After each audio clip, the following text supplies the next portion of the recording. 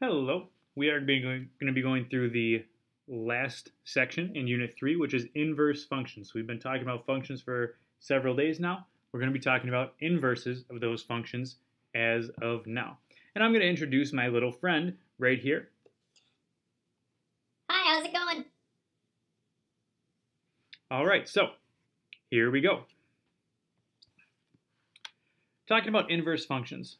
Functions can be classified in several ways. A one-to-one function is a function in which every element in the range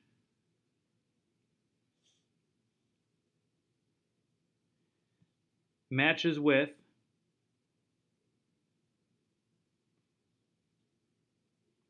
exactly one element in the domain.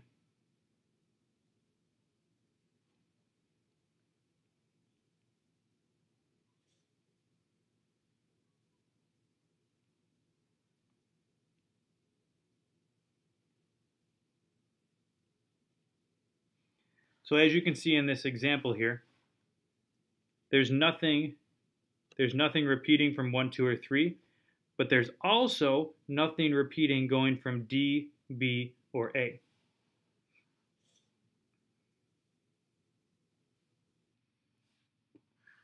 Right. So when a function is graphed, we can determine if the function is one-to-one by using the horizontal line test.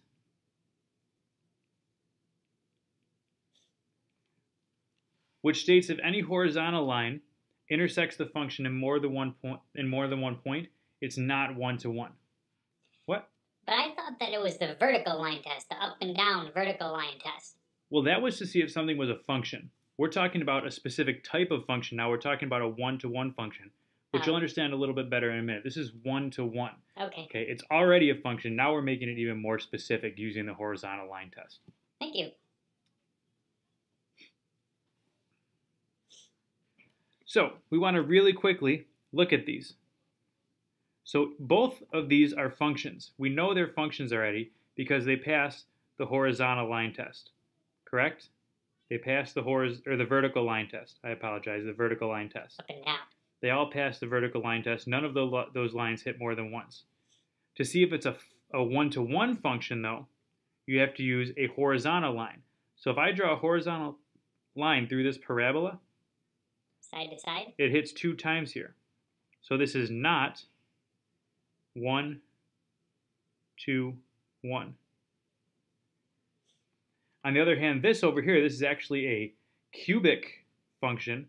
And if I draw horizontal lines through this, there's no place that it hits. And you would think that going right through 0 here does, but that curve comes up, looks like it almost goes flat, and then goes up again. So this is actually, in fact, 1, 2, 1. Okay, that one-to-one means a very specific thing, which we're just about to find out. An onto function is a function in which there are no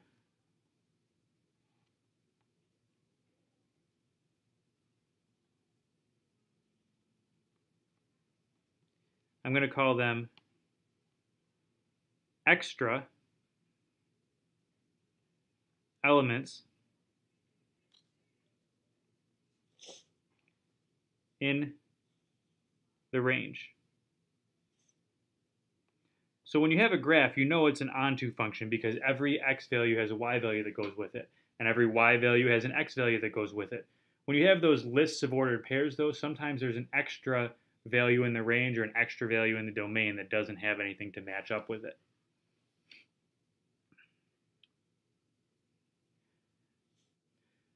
Now we get into the inverses, and this is where that one-to-one thing really comes into effect.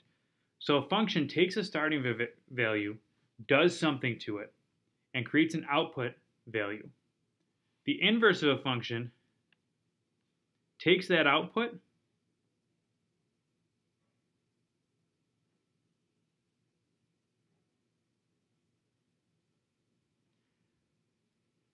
does the opposite operation,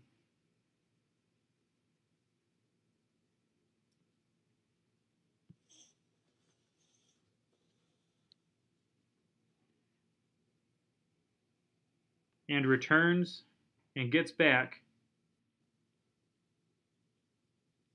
the original.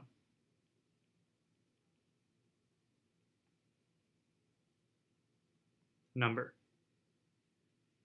So one does it, the other one undoes it. And you have to have a special notation for this. Do you know what it is? F negative 1 of x. That's 100% right. Right? It's f negative 1 I of x. That's the inverse don't know. of f of x. F negative 1 of x. Perfect. Glad you knew that. So finding the inverse is kind of tricky. Yeah. Do you know how to do it, sir? Isn't that when you just, the x's become the y's and the y's become the x's? That's 100% correct. So to find the inverse of a function, all we want to do is switch our x's and y's. So this one is actually super simple. You're just going to take each of these, and we're going to say f inverse of x, and we're going to go ahead and switch them. So fancy bracket, our x and y's are going to switch. So we have 2, 1, 7, negative 4, 3, 6, and negative 5, 2.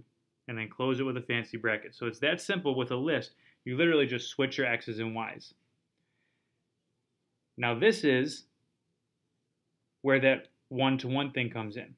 If you inverse a function and it's still a function, so if you did the inverse and graphed it and it passed the vertical line test, then it means that it is a one-to-one function.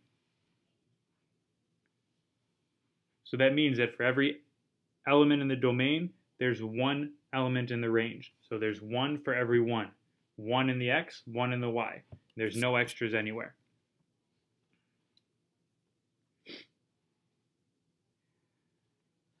Now, if they don't give you a list, there's 3 steps you have to do.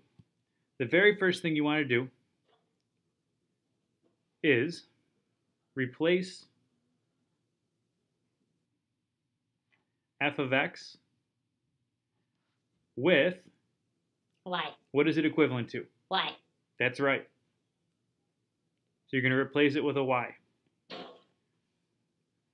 From there, you're going to switch the x's and the y's.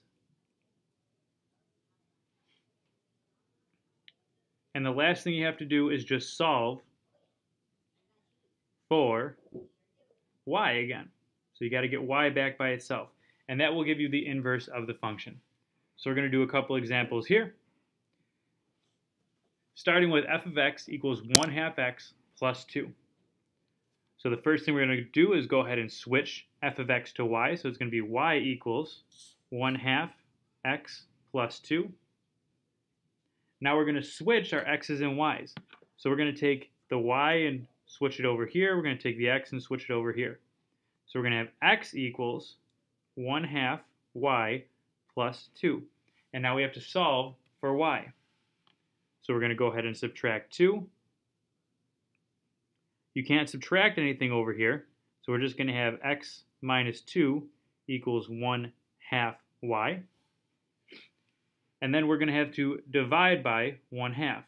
Divide by 1/2. So we'll have y equals, well, 1 divided by 1/2 is 2x, and negative 2 divided by 1/2 is negative 4. Dividing by 1/2 and multiplying by 2 are the same thing, if you can remember that. I would have just multiplied by 2. So the inverse function now, so our f inverse of x would be 2x minus 4. And that is your answer. Do you want to take the second one here? I'd love to. Okay, so we're going to change our g of x to y, and we'll get y equals the square root of 2x minus 4. Then we want to square both sides. Be careful. Oh, that's right. We don't want to square them yet. We have to switch our x and our y. So we'll end up with x equals the square root of 2y minus 4. And from there, now we're going to square both sides. So we'll end up with x squared, square root and square root cancel, so you get 2y minus 4. We're going to add 4 to both sides. So we're going to get from here, and x squared plus 4 equals 2y. And then we're going to divide both sides by 2. So we'll end up with y equals x squared over 2 plus 2, I believe, right? And that should be your final answer. Great job explaining that one. Let's move on to the next part. All right, so the graph of the inverse of a function which is graphed, to graph it, you're just going to switch the x and y values. So, looking here, we have several points on here. We have the point -2, 3. We have the point -1, 1. We have 0, 0. We have 1, 1. And we have 2, 3. So we're going to go ahead and switch those. We're going to flip them all over so that we have 3, -2. We have 1, -1. We still have 0, 0. We have 1, 1. And we have 3, 2. And now we're going to graph them. Easy. So we're going to graph the point.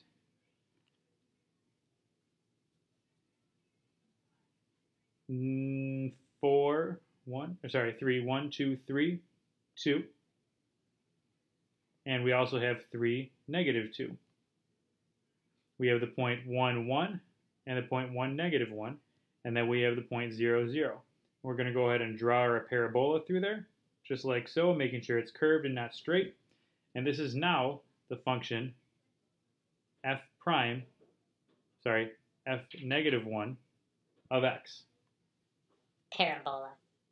So literally you're just taking the x's and y's, switching their places, and you have now graphed a new function.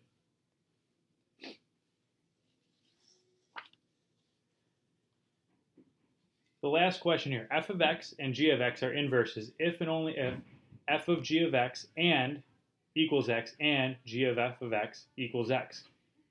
Far easier way to do it is to just find the inverse of one function and see if it can be made equal to the other one.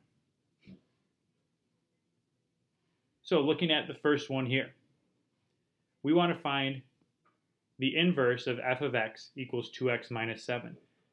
So we're going to follow our steps. We're going to have y equals 2x minus 7. We're going to switch our x's and y's. So we're going to have x equals 2y minus 7. And then we're just going to solve. Plus 7 plus 7. So we'll have 2y, I switch their sides, equals x plus 7. And then we're going to divide both sides by 2.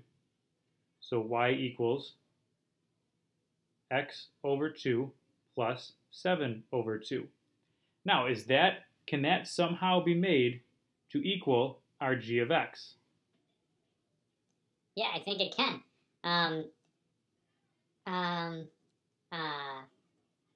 So we're going to change it to y equals 1/2 x plus 7. And then we're going to distribute.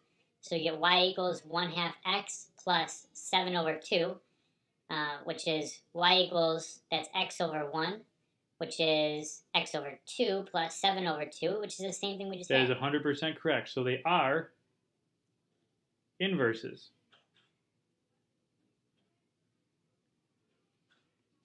I know this video was a little longer than expected. Yeah. I apologize about that. This is kind of a tough topic. We are going to do practice tomorrow. I hope you have a wonderful evening. Bye.